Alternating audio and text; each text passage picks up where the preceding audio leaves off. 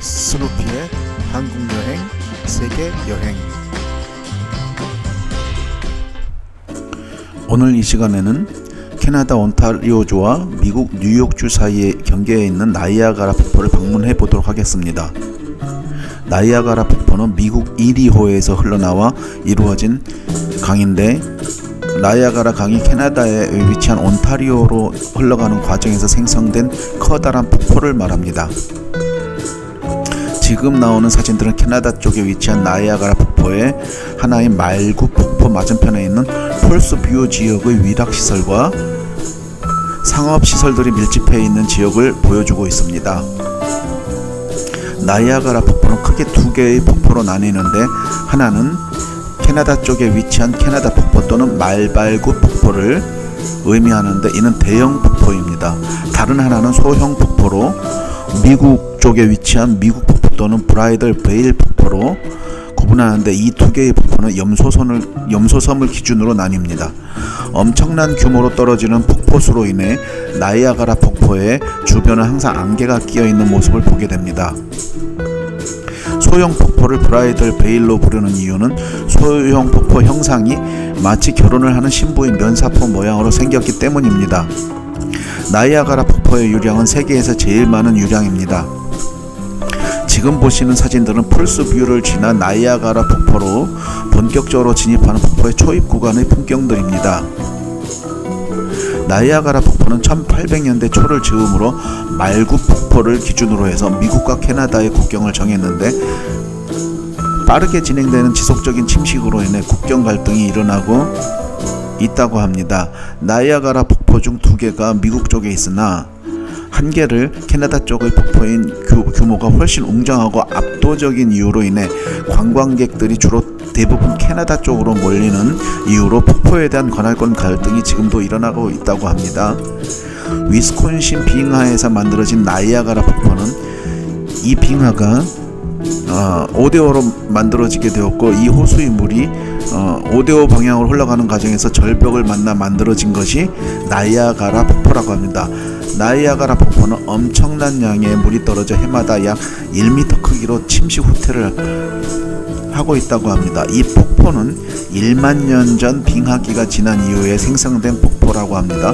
폭포의 후퇴 침식이 지속되면 결국 이리호와 합쳐지는 순간 이리호의 수위는 크게 낮아질 것이라고 하는데, 폭포의 야간 유량 조정 등을 통해서 침식 속도를 지연시켜 폭포의 수명을 약 5만 년으로 연장시킨다고 합니다. 나이아가라 폭포는 1647년에 프랑스 출신 선교사에 의해 처음으로 발견되었다고 합니다. 관광객들은 주로 안개숙녀 또는 메이드 오브 미스트라고 불리는 배를 타고 폭포 밑까지 접근해서 폭포를 구경하게 됩니다. 엄청난 양의 폭포수로 인해 옷이 흠뻑 젖기 때문에 미리 지급을 받은 비옷을 입어야만 합니다. 폭포를 사이에 두고 미국과 캐나다 지역 모두 나이아가라 폴즈라는 도시 이름을 같이 쓰고 있다고 합니다.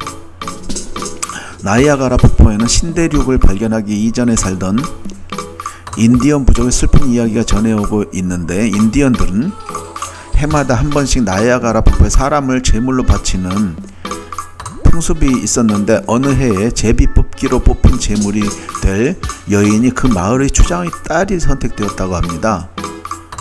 추장은 관습에 따라 어쩔 수 없이 그의 딸을 조각배에 태워 폭포수 아래로 배를 밀었는데, 배가 폭포수 아래로 떨어지려는 순간 추장이 그의 제물이 될 딸의 손을 잡고 같이 떨어져 죽었다는 이야기가 전해오고 있다고 합니다. 나이아가라 폭포는 폭포수의 양도 엄청나고 높이도 높아서 다이빙은 엄격히 금지하고 있고, 만약 다이빙을 하는 경우 그 큰 금액의 벌금을 물어야 한다고 하며, 실제로 적지 않은 수의 사람들이 추락 또는 실족으로 인해 사망하고 있다고 합니다. 아프리카에 있는 이과수 폭포와 빅토리아 폭포가 발견되기 전까지는 나이아가라 폭포가 세계에서 제일 규모가 큰 폭포였다고 합니다. 나이아가라 폭포 사이에는 미국과 캐나다를 연결해주는 다리가 보이는데, 이 다리의 이름은 레인보우 브릿지라고 부릅니다. 나이아가라 폭포 옆에 높은 타워가 있는데, 이 타워의 이름은 스카이론 타워라고 부릅니다. 이 타워의 꼭대기에는 아주 고급진 레스토랑이 있는데 360도로 회전하는 전망대 레스토랑에서 나이아가라 폭포를 구경하면서 근사한 식사를 할 수 있다고 합니다. 우리가 방문한 날의 캐나다 쪽의 나이아가라 폭포에서는 폭포 위로 멋진 무지개가 활짝 피어 있었습니다. 빠뜨린 내용이 있었는데 캐나다령의 캐나다 폭포는 호슈스 폭포로 부르고 미국령의 미국 폭포는 아메리칸 폭포, 브라이덜 베일 폭포로 나뉩니다. 캐나다 나이아가라 폭포를 구경하고 우리는 차를 몰고 미국 디트로이트로 향했습니다.